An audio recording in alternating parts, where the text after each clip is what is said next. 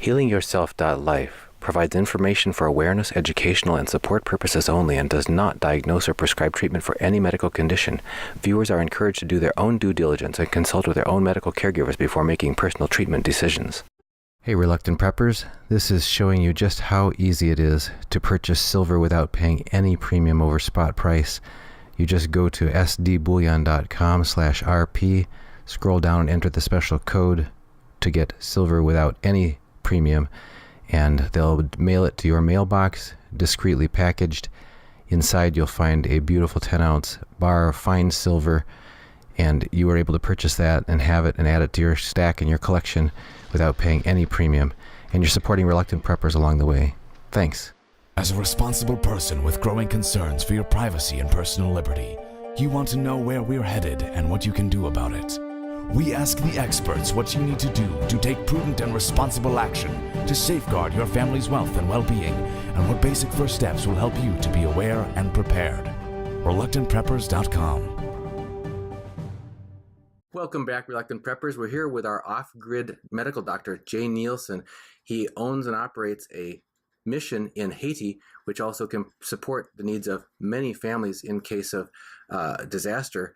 And he's been with us before to talk about how we can take better care of our family's health. He's here with us to talk about introducing a whole new area regarding health and wellness, how we can take better care of ourselves and our families, and why we have to be aware because the system isn't going to do it for us. So, Dr. Nielsen, thank you for letting us join you in person on this road trip to your practice here in Ohio. I'm glad to do it. I enjoy doing these.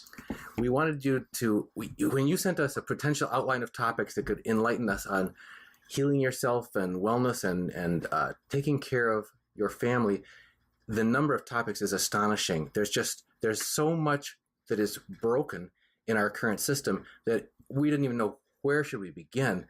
And there's not much that's right. So given that, if you could, maybe that's the place to start. We were talking a little bit before we got started here about, for example, last night we heard the presidential State of the Union address from Donald Trump talking about how medical costs are completely out of line in our country and how that's hurting people's access to the things that they need. So if maybe that's a good starting point, and it's going to lead into lots of other topics. We're going to have to talk other times about those other topics, and we promise our viewers we'll be back on those many areas of vital concern for them. But maybe you could kick us off with, you've been involved in this for some time, and you've had a chance to see brokenness in the system. I started out my practice in 1981 in an inner city area of blue-collar workers who were mostly poorly insured. And I actually got involved in being an FDA researcher because I couldn't pay my bills and I didn't want to abandon the practice. And my patients were more than happy to participate in trials to keep me in business. Just so I can understand, and everybody that's listening, when you say an FDA researcher, most people might assume there's some big laboratory somewhere where the FDA lives and they do all the research in this laboratory. No, not at all. But this is different from that. This is. When you read that this drug has been tested in 900 patients for 1 year for safety and efficacy, that is 30 practices in 30 places, 900 patients. And that is a completely fraudulent system. It was a pretty good system when I started in the 80s. By the early 90s, I got out because it was so corrupt. And that whole experience made me very cognizant, to return to your original question, of the fact that most people had fallen through the safety net. And so I always have had my finger on the pulse of how do you go find quality, affordable healthcare. So I always had an association with my local lab that people could buy lab cheaply for cash. I always had an association with a chiropractor who could do your x-rays for $50 instead of $500 at the hospital. I was always searching out systems. And then finally, about 6 or 7 years ago, I started a website called faircareforall.com. Don't bother to look it up. It's closed. It wasn't worth the effort. Nobody ever used it except the lab, and I still have my lab system. And the purpose was to get every vendor I could find who would do cash care. And I was simply astonished at the true cost. I mean, you can walk into my local hospital and an MRI of the brain with no contrast might be $6,000. and I can get the same MRI, not quite the same, it's one generation older equipment, for $325 here in this town. Well, one of those numbers is hard to believe then when you're left with that. And we were talking before we went on about the fact that you and I both get meds from Global. And that I have patients who get all of their medication from Global in Canada, and I always caution people, Canadian pharmacies are not good. This is actually a European pharmacy coming in through Canada, and I only recommend Global. And that I have patients who are getting their medication for less from Global than the copay for their insurance. Right. That's wrong. That shouldn't work that way.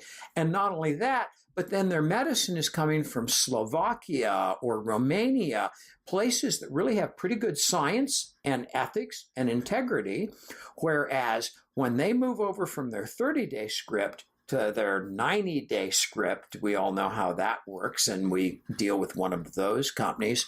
Those drugs are all coming from China or India. They're much lower quality.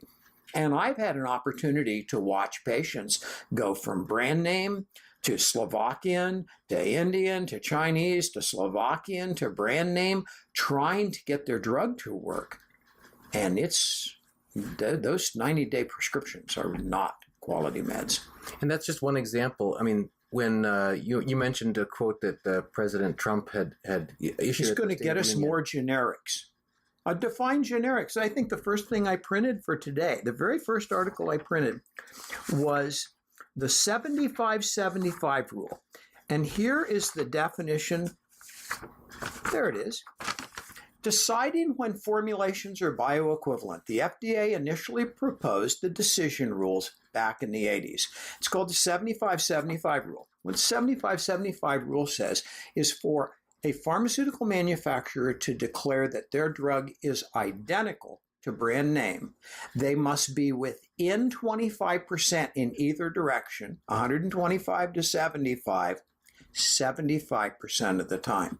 25% of the time, they can be anything.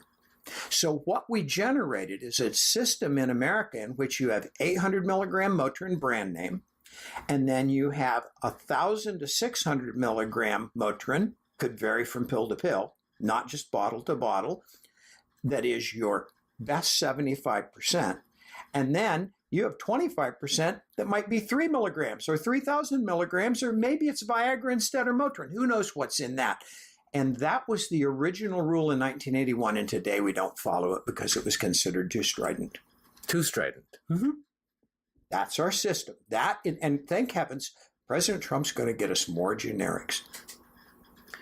And the generic, now you were talking about some pricing statistics about different drugs and that sort of thing before we started the conversation as well. People struggle, many, and increasingly so, as people get more and more medicated, trying to solve their health needs, but they're finding that their prescriptions are more and more expensive, and the system seems to be set up to just keep that happening. And the reason we keep getting told is it's so costly to do the in-depth research that it takes to create these advanced drugs. Actually, the entire cost of research and development to put a drug on the market is only 19% of the cost of the drug. Another 23%, this varies year to year, but these are my latest statistics, another 23% of the drug is to put ads in medical journals, okay? And then you have the entire system where you have to keep drug reps in the doctor's waiting rooms bringing pizzas and free pens, right? And then you have the kickback system. I printed that. I wanted people to be able to do this. If you go up on a website called ProPublica.org, ProPublica.org, you can type in your doctor's name and find out how many kickbacks he got and what categories. Okay, and the guy I have here is an old friend of mine, and he was $35,000 last year. And if you look me up, I'm zero. And I've been zero for 42 years in my practice. I don't see reps. I don't know if that was related to this or not, but a very close friend of ours was being treated for breast cancer, and her oncologist said, "You got to go through this chemo program." And she had been seeing an alternative holistic doctor who said, we're not sure that you're the best candidate for that chemo program. There's an inexpensive test comparatively where it can tell you whether you're a good candidate for that. And so she brought that request to our oncologist and said, hey, I want to take this less expensive test to see whether I'm a good candidate for the hugely expensive chemo. He said, no, you gotta do the chemo. That's the way we do it, standard of care. And so she opted on her own to go get the test. The test showed she was not a good candidate for the chemo.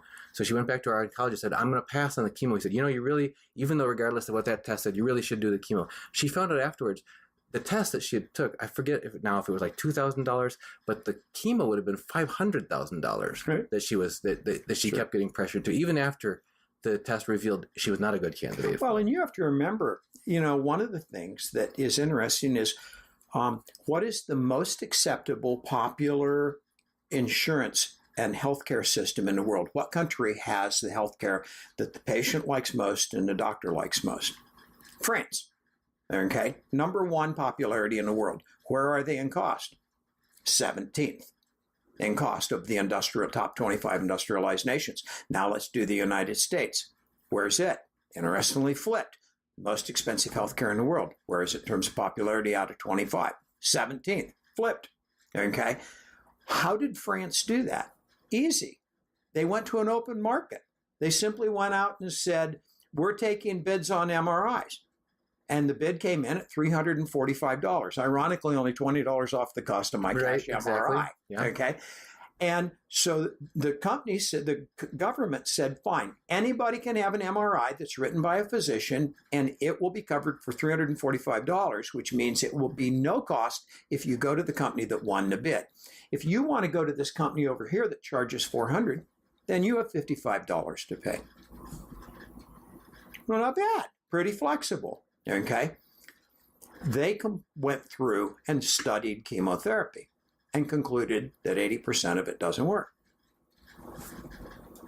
And just said, if you want to do chemotherapy that doesn't work, we're not going to help you with that. And they did that to a lot of things. Alzheimer's drugs, they don't work. Osteoporosis drugs, they cause osteoporosis. And they went through and took all of that research. One of the neat things about the EU being formed is that all of the research in the world is basically done on drugs because in America, which is all fraudulent research, okay? Remember, I did it, okay? When I was in a study, if I had a side effect from a drug, the monitor from the company would say, well, Dr. Nielsen, if you don't like the way this study's going, why don't you just drop those patients out of the study? Well, that's not research. And if you really became adamant, they'd say, why don't we drop the whole doctor out of the study? So they basically just got rid of the bad data, okay? And the other thing that you have to remember is people come in and they say, oh, I read in the PDR that this drug has a 7% incidence of diarrhea. And I go, yeah, that is true. That's because it was a 1-year study, and in 1 year, you have a 7% chance you're going to get diarrhea. And that doesn't mean anything to do with the drug. I have a drug that was a rectal suppository that wasn't even absorbed. It really couldn't have side effects except rectal itching. And there's one death in there. And the reason that one death was in there is because this guy was a semi-truck driver and he fell asleep at the wheel and hit a median overpass and was killed. And he got recorded as a death from the drug. How accurate is this research? It's just crazy. You were talking earlier about how this distorts the care and it damages practices. It changes the way the doctors practice in general. What did you observe? Because you got close enough to it that you decided you were going to just take a radical departure from the path. So what is the tradition? What is the typical path that most doctors? Well, the typical path, you already used the term, is standards of care. Okay, and what standards of care means is that if you take 100 doctors and you interview them, it's what the average doctor does, the guy at 50th percentile.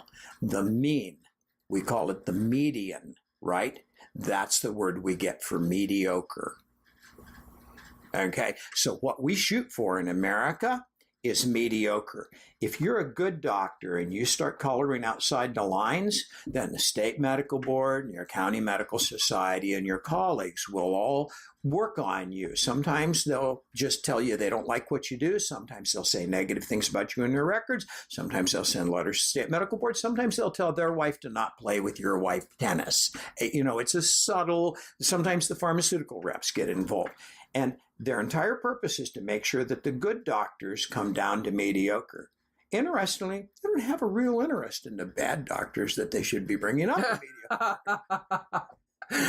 They're really only working on the good doctors. So this is one of many ways in which the system as it functions does not serve, nothing you just described has anything to do with what is the best outcome and the wellness and the well-being of the patient. What are some other ways that the system, because of either the money, the other conflicts of interest, or just the ruts that people have fallen into here, because of the power and the traditions in our the way things are set up here, work against where the system is like taking a life onto itself, and it's not really serving your family. Well, look at the insurance companies. Look at what's happened to us now. We have now, over the last 8 years with Obamacare, been able to claim that we provided all of this insurance to all of these people. Right. I have no evidence of that. All of my patients have a $15,000 deductible and are uninsured.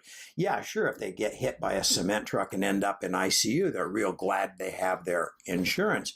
But they're all walking into my office and going, no, I can't go get that ultrasound on my gallbladder, because I am not, I have a $5,000, $10,000 deductible. Huge deductibles, yeah. And so you combine that with the fact that EpiPen phenomenon, that EpiPens went to $600. Whenever that happens, I always walk over to my cabinet and I go here and I hand people a syringe and an ampule of epinephrine. And I say, that's your drug. The only difference is instead of having a battery and an auto-injector, you're going to need to snap the ampule, draw up the drug, and inject it in yourself. It's what we did for 40 years until EpiPens were invented. And they go, what do I owe you? And I go, oh, don't worry about it. It's just 25 cents. And an EpiPen is $650. And by the way, there were 2 doses in there. Okay? So it's really 13, whatever the math was. It's $1,200 plus.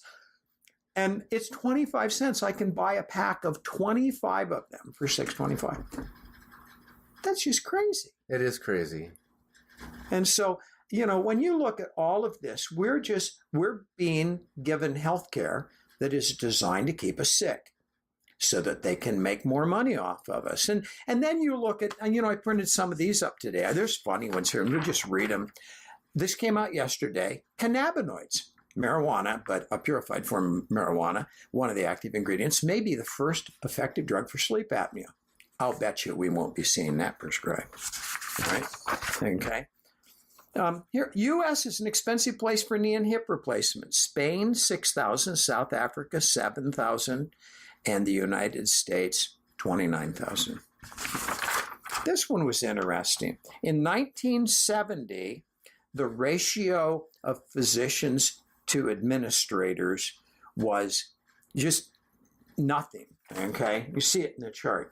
And these are the growth of administrators in healthcare, while this is the growth of physicians. So that's what my wife and I, as we've observed our copays going up and up and up, our premiums going up and up and up, and our coverage going down and down, as we've been opting into alternative adjunctive care, that sort of thing, which is, that's out of network. That's out of network. We go to all the trouble of getting the paperwork filled out, submitted, so it shows up as a claim, patient responsibility, the total amount, plan pays $0, reason out of network, not an approved, not part of the, what's the word they use when they have a list of only the approved participating? Yeah, that's true for providers, but in terms of medications as well, formulary or whatever, non-formulary if it's not the usual drugs.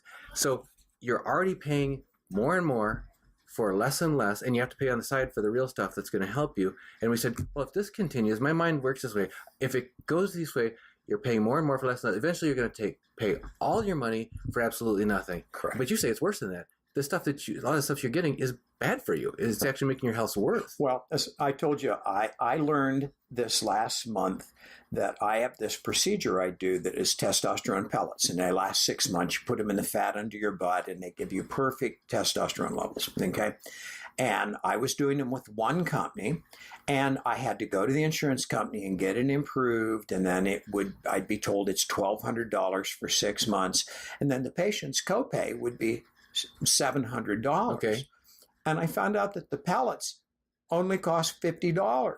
So you're actually paying $700. The insurance company's only paying $50, and they're making $650. They're not paying anything. They're using it to make money. That's insane. That's criminal. That's criminal. That reminds me of the story I was telling you about talking to a pharmacist about how I didn't understand this discount coupon I was given by the doctor I could take to the pharmacy, and it would knock down some sky-high cost down to some low cost. I said, where did the money come from? And she said, I'll tell you about it, but I have to do it off the record and off camera. So we'll try to see if we can get that person in to talk about it. But following the money and ask that person to talk about pharmacy managers. What is that? Pharmacy managers are people that no one knows exist, and they're between the insurance companies and the patients, and they're actually deciding what drugs you get so that they maximize profit and minimize benefit. And everyone has one, and the pharmacists sign agreements that they're not allowed to talk about them. And if they talk about pharmacy managers, they're banned from pharmacy. Some guy in the East just did an interview on camera, and his career is ruined, but people are starting to talk about pharmacy managers. Well, and their entire purpose is just to screw the consumer. Okay, so I'm going to keep bringing the conversation back to three things. One is, what's the reality? That's what you're talking about. It's a very ugly picture you're painting. It has many ugly sides to it. Lots of conflict of interest, lots of... but then the second thing is, what about the health and wellness of the individual? Well, that brings us to a new subject, because we have a new problem in America, and that is that family physicians and primary care physicians, well, first of all, enrollment in medical school is dropping like a rock.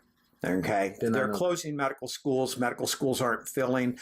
When I went to medical school, I was one of 2 people out of 300 that applied to medical school when I was in college that got in. Acceptance ratio was 27.8 to 1 nationwide. You had to have a 3.9, 3.95. All your resume had to be perfect. You can get into medical school now with a 2.2. Was part of the dynamic of the times that you're talking about is everybody, this is an extremely prestigious career. You expect you're going to live a life of wealth if you get in this. This is your ticket to a very, very high level of elite. And you thought you were going to be involved in science, and at that point in time you were. And make a difference in people's lives, really heal people. Right. And so that is now deteriorating, and the docs are all getting out, and the rate of people retiring right now from primary care is the highest it's ever been. And Hillary brought us back with Hillary Care. People think Hillary Care didn't happen, but it did. It was HIPAA. And in there was all kinds of things like the mandatory computerization of records so that they could monitor you, and Big Brother and all that. And the other one was nurse practitioners and physician's assistants. And they're exploding all over the country. So now let's think about this. I have 42 years of experience and 11 years of education after high school. Okay, my boys are interventionalist cardiologists. They have 4 more years than me. Got it. Okay. And a nurse practitioner has 1.5 years of education after a degree that doesn't need to be in any medical field. So you can have your undergraduate degree in music theory, and 18 months later, you can write OxyContin. It's not working. I talk to one of my boys all the time. Both of them are very frustrated, and their complaint is the same as mine. Every day, I spend all of my day fixing the mistakes of nurse practitioners who are in over their head. They're not being supervised right. They're being given too much responsibility. They're not getting enough help. They're not qualified to do the job. They're really good at starting drugs. They're not good at stopping drugs. And their view of the world is too simplistic because they don't know any pathophysiology. And they are going to be all of our future caregivers. You're only going to have the doctor standing in surgery or whatever, one day I imagine the nurse practitioners will be doing colonoscopies and bronchoscopies, and we'll just watch them just take over medicine. It's not working. And if you talk to patients, they'll tell you that. They go into a visit and it doesn't go right. It goes sideways. And I look at them and say, did you see the doctor? And they go, well, no, I saw a nurse practitioner. There you go. Now let's go fix what happened that day. When you stop this drug, that drug, this test needs to be done. And I sort the problem out. That's a big problem. Yeah. We're kind of getting to be like Russia, you know. And then the other thing is the nurse practitioners are being paid as much as the primary care docs. So why would anybody go to medical school now? And the doctor in their practice, you mentioned about not doing science, and I want to ask you one more thing, but can you touch on that? You said they thought they were going to be able to do science. Right. And I do science. I mean, I live in the world of biochemistry. My entire model is to understand that this person is toxic, not detoxifying, hypometabolic, and I completely think physiologic in my practice every day. But the average physician is going, oh, you have heartburn, here's Nexium. It's just a reflex. Oh, you have a cough. Here's Nexium. You must have GERD. I have a report here. I haven't validated it for whether or not it's even accurate. Most of them are not. But I now have your DEXA scan for osteoporosis.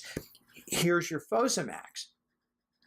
Those are all terrible things to do. I mean, that Nexium increases your risk of congestive heart failure and atrial fib 270%. Okay, that non-steroidal anti-inflammatory, I love the concept that we give people a non-steroidal anti-inflammatory drug for their pain that doubles their heart attack risk instantaneously and stays doubled the whole time you're on it, which then causes gastritis, which then makes you go on Nexium. So now you have also congestive heart failure and atrial fib on top of coronary artery disease. And so now you're tired and you feel awful and everything. So, and we just get into these drug rollovers. And a lot of patients who come in to me, I go, why are you on these? Well, it all started with my blood pressure pill. Right. Okay, which was hydrochlorothiazide, the number one drug for causing drug-induced hepatitis, number one drug for causing gout, the number one drug for so many negative side effects. And then the patient is on potassium and magnesium, and then that made their cholesterol go up, so they're on a statin, so now they hurt, so now they need CoQ10. And I bring these people in and I go, let's try something really refreshing and stop everything. And they come back 2 weeks later and their blood pressure is completely normal and they feel fine. And I go, there was never anything wrong with you. And you just saw a doctor who did a blood pressure in the office. All research has shown you should never have your blood pressure done by a doctor or a dentist or an ER doc. You should own your own blood pressure cuff and take those blood pressures to your doctor. I always tell people, if you think doctors should have blood pressure cuffs, I think state troopers should. Hi, I got you doing 75 and a 30, and we're doing blood pressures today. Would you like one? And you would look at him and go, are you insane? But we don't recognize we do the same thing with doctors. Well, how are state troopers and family docs different? They're both nice people. They both have the power to take money away from you, and they have the ability to change your life abruptly. Very stressful situation. They're the same. Yeah. Now, something you mentioned earlier ties back into here. If I could try to make a connection, you mentioned about the 19% of the money goes for, or 18% for research, and 23% more of that goes for marketing. So when you said the person says, hey, I've got this, and the doc says, well, here's the solution. The eerie feeling I had was I feel like I'm watching the evening show or the evening news, because when I was a kid, there weren't all these drug ads on. Now every show you watch is drug ad after drug ad. Tell your doctor you want to take Yeah, that's right. It's like, what are they? Then 45 seconds of, and this might make you feel. Oh, of course. Oh my gosh, of course. And does everyone in the world have psoriasis now? Because there's like 5 drugs out there for psoriasis, and I almost never see any psoriasis. And I go, where are these people? Why do they all need an immunosuppressive to destroy your immune system? Because you got psoriasis. And of course, I have a cure for psoriasis. It doesn't involve any of those things, and it's just topical. So what the heck? So when you were talking about medical doctors being supplanted by much less trained nurse practitioners, and I'm thinking, yeah, and you got the general public that we don't have a clue. Thinks they want those drugs. And we're being pumped at this. So they're using us as the patsies to sit there and push all of this. And of course, where does that perfect nexus come together? And this would be an entire discussion on another day at vaccinations. And what is the truth about vaccinations? And what do we really need? Okay? And the answer is a long way from 43 vaccinations by the time you go to school when you're 5. That trend seems to be going only one direction. Only one direction. And anybody who says anything that doesn't agree with the American Association of Pediatrics is going to get shouted down and threatened, and no information is going to come out. Now, look at who Donald Trump made the head of vaccine safety in the United States. Sorry, I don't know. John Kennedy's son. And he is a rabid anti-vaccine person. I went, wow, that was crazy.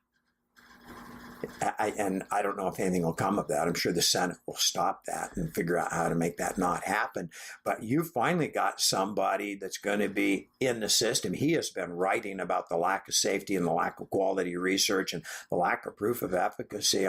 You know, I just had a patient yesterday who said, I have chronic herpes. Should I get the shingles vaccine? And I said, why would you ask that? And she said, because my family doctor told me it would help. And I said, no, shingles is chickenpox. Herpes is herpes. There is no vaccine for herpes. And anyway, all the research has shown that everybody who gets the shingles vaccine has an increased risk of getting shingles, not decreased. And meanwhile, they tell you 1 in 4 people is going to get shingles. No, that's not true. The true risk is 0.4% in your lifetime. It's just those people talk about it so much that it seems common. And so how are they allowed to come on TV and use 1 in 4 when all the scientific research has been 0.4 out of 100 or 1 in 200, not 1 in 4? They're off by 25-fold. Yes. You know, yeah, I'm interested in a vaccine for something that's 1 in 4.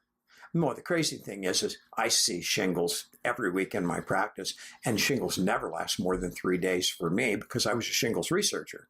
And so it's easy for me. I just give people high doses of B12, put them on lysine, and put people on my fluoroscope and inject B12 next to the ganglion that the shingles is coming out, and put them on Famvir, the drug that does hit shingles, and everybody comes back the next day and their shingles is gone. And they go, oh, no, it lasts 6 weeks, 6 months. And I go, not in my practice. It's all gone in 3 days in my practice. But who's doing that? I am. But, you know, I can't talk about it. You know, it isn't like the dermatologists are calling me up and going, hey, Jay, I saw you fixed one of these things in 3 days. How'd you do that? I've done it to the dermatologist hundreds of times. Not once has one of them ever called me and said, how'd you do that? I'd be glad to teach him.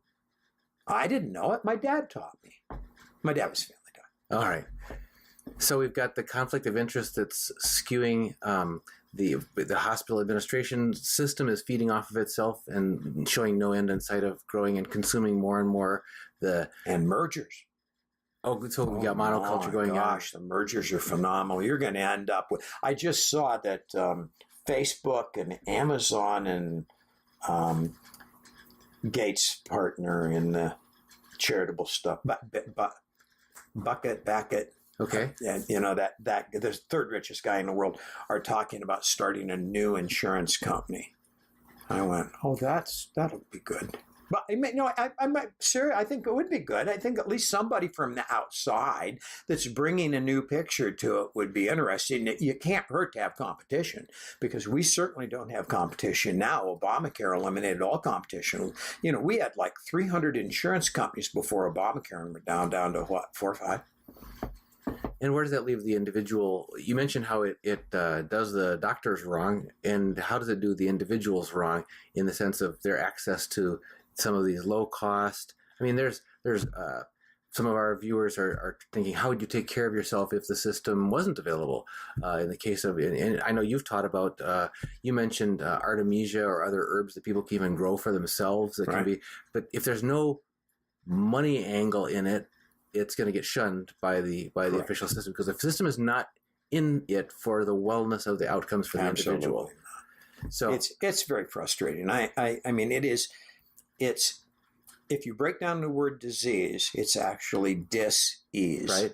Okay. It's actually about the fact that you're unstable. Healthcare should be about Restoring making you ease. stable. Yeah. And instead, Yeah. we're the opposite. We're upsetting people. I have people who come to me all the time. They've been diagnosed with cancer. And I'm very blunt with cancer patients. And I always go, you have to realize you're about to make a major decision.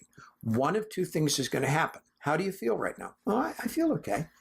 I said, as soon as you start treating your cancer, you're going to be sick the rest of your life.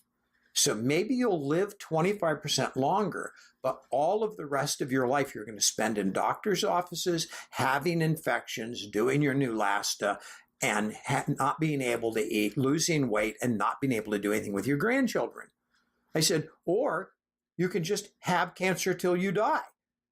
And that's another choice, but it's not a choice. And I have patients look at me and go, I never thought about that. And they just walk out of my office and go, I'm just going to have my cancer, because they have already been told by their oncologist, you're going to die from this cancer. This is not going to cure you. Right. We're just going to make you live longer. And I go, ask them to give you the statistics on how much longer. Okay.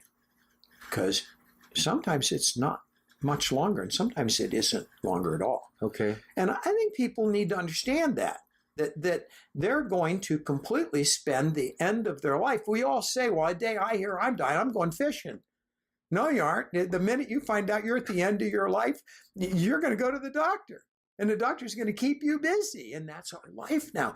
Do you know that 30% of all of the money that is spent by Medicare on all of its care is spent on people in the last 30 days of their life? I believe. There's this huge, do you think that spike at the any of those people are getting better? Maybe 2%. Okay. Do you think we can identify those people up front and go, maybe this is a bad idea? What if we took all of that money and gave half of it back to the family and said, take your mother home, and we'll send a lot of services out to the house so she can stay with her family and live the way she wants to live and not fill nursing homes and extended care facilities, which is what it's about, right?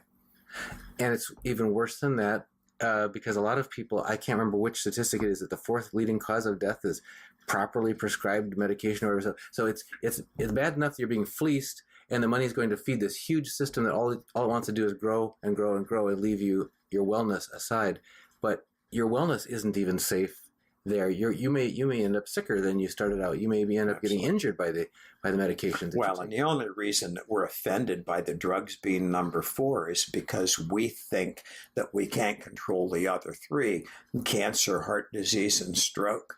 I mean, just look at the Harvard nurse study. A Harvard nurse study was started in the 1950s, and they took half the nurses and gave them 100 units of vitamin E, and the other half they didn't. The study is still going on because some of the women in half that got the 100 milligram units are still alive. Everybody in the other half's all dead, okay? That's just vitamin E, okay? The same thing's true of a baby aspirin. The same thing's true of vitamin D. We have so many things that we can do that are life-extending and aren't harmful that are going to take cancer, stroke, and heart disease down. And then, of course, we could get into the cholesterol controversy. And so we look at that number 4 drug and go, well, that's unnecessary. I go, I kind of thought the first 3 were unnecessary. So that inevitably leads us, and I always going to ask this in our interviews, what options exist? Where's the door out? We've heard door A, B, and C, and they all lead to toxic drugs and going broke trying to feed the system, and then having drug interactions, and what options do people have available to them if they want to opt out of this system and say, I really want my wellness? You're going to have to rely on a number of things. You have a certain group of people who are much more cognizant of the brokenness of the system and are trying to fix it. Chiropractors, naturopaths, integrative medicine, custom compounding pharmacists, all of those people much more have their ear to the ground of how the world works. And you want to make sure that you're getting second opinions from people who are giving you an opportunity to help you think through your problem and decide, it's kind of the serenity prayer for healthcare. You really have to decide, first of all, what can I do? And do I have a choice? And is this correctable? The cancer is a good example. If I'm going to die anyway, that's my first question is which way do I go? Do I want to make myself sick till I die, or do I want to stay as well as I can? I have many, many people with chronic health problems that come in and they want me to fix their primary problem. And I go, I can't fix your primary problem. Okay. I guarantee you, I cannot make that go away. That is tissue damage that is done. Our job is to make you the healthiest person possible with that disease. No one's looking at things that way. So you have to get that foundation going. And of course, we're not getting any nutrition in this country. What we're being told is good nutrition is upside down. The American Diabetic Association is selling insulin and syringes. Do you think they have a vested interest here? That this loop of let's create the disease. What's the most dangerous drug in America? And the answer is carbohydrates. Okay? And to be followed immediately now that we have the GMO event with gluten, which is more carbohydrates, but about a different issue, the gluten. Then we have the whole issue of the GMO. And I have people who come into me and they've been to 20 doctors. And my only suggestion to them after I stop as many drugs as I can is I would like you to go out to the co-op and the health food store and talk to all of those people and buy enough food for 2 weeks and eat nothing GMO and come back and tell me what happens. And some people come back and say, that was an expensive experiment. It failed, Doc. Expensive, I believe. And I have other people who come back and go, everything is gone. And especially if you're talking about joint pain and gut issues and mood, okay? And they go, oh my gosh. Because remember, what GMO is about is that we did this thing where we tricked bacteria into making pesticides, put it in the seed, made the plant grow up with this pesticide growing genomics, then ate the plant, and that DNA came back and said, I started out in a bacteria, oh, look, bacteria, and our own intestinal flora, now when it sees the smallest trace of Roundup, makes pesticides. And our own guts are the largest source of pesticides in us now. And so the only way that you can turn that off is don't eat Roundup. And Roundup's in everything. We've got a lot of topics. I'm not sure I got all that biochemistry right. I've been studying it for a long time. My It kind of moves around. But I go, once I kind of got a handle on what we did to ourselves, I went, and we've all done that to ourselves. Yeah. There are many topics like this. When you sent me an outline, just so our viewers are aware, you sent me an outline that must have 24 or more major, meaty topics like this. Right. Vaccines. Each one of them a chapter GMO. In my book if I ever write it. Well, this will be a video adjunct. We can get started here to work through some of these topics. You've kicked us off here with the topic of the system is broken. What are some of the first steps we can do about it? We'd love to circle back with you and sort of chip away at some of these big ticket items. Each one of them. And just thank you as always. If people like it, I'll be glad to keep making them. I love talking about this. I like empowering patients. I like getting patients to understand that they must be their only advocate. I tell people all the time, never go to the doctor alone. Always try and get your best friend to go with you because you're so busy that you're missing stuff. Every patient who leaves my office leaves with a copy of all their lab, a copy of all of their notes, and I expect them to keep their own records because medical records in America are broken. They're just so screwed up. It's incredible. But bringing an advocate who is just watching as an independent third observer, and once you get people to do that, they go, boy, you're right. I missed a lot in what you said, but my friend got it. Yep. And we've encountered that, my wife and myself, who, as you know, are dealing both Lyme and Candida and some other issues. But one of the things that it just keeps sinking into us, and we're finally, I think, embracing this, is that you've got to take responsibility for your own health, your own education. You can't wait for the system is some guy in 6 minutes is not solving this problem. And the system isn't going to do it for you. There's too many broken parts. There's too much conflict of interest. You're going to have to kind of give up that fantasy, leave that. Well, that and I fantasy tell behind. people all the time, 15 years ago, I told people, that almost everything on the internet was wrong. That's not true anymore. There's a lot of good information on the internet. We now need to ask a new question. Is the information that's on the internet also selling you something? And if it's also selling you a product, be careful. But if it's someone who's putting information out for free and they're dedicated to a particular subject, have a discerning eye, but open yourself up to a lot of contradictory views to what's going on, and learn to get your mind to feel the truth. We know the truth with a capital T when we see it. We know when we hear things that are true. And you have to learn to get to the point where you go, that rings true with me about me. Yep. And then you ask the question, what do I do with that now? How do I move towards changing what I just decided about myself?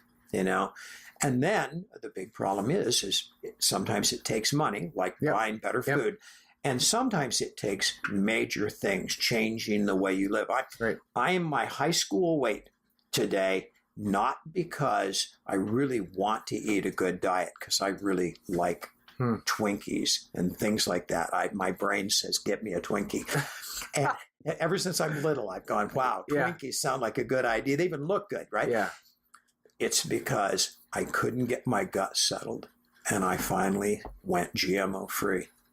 And in the process, I've cleaned my diet up so much that I'm my ideal body weight, and I didn't even try. And so sometimes it's about listening to your body and going, I must be right about this because I'm doing so much. But everybody walks in my office the last 6 months and says, you look great, doc. I go, I do. I feel better too. And it's all because the corn and the soy and the wheat were killing me. The big 3 GMOs. That's another topic for another time. It sure is. We're going to have to wrap this one, but thank you again for joining us on Reluctant Preppers and for being our off-grid doctor who gives us a view from kind of outside the box. And as my wife likes to say, she pities people who listen to me. She says, where did he go? We change subjects like 30 times. But there's so much. This is like a mine with many veins, and we're gonna have to. There's lots of things to talk about. All right. Well, thank you once again for joining us. Great to do it. Thanks.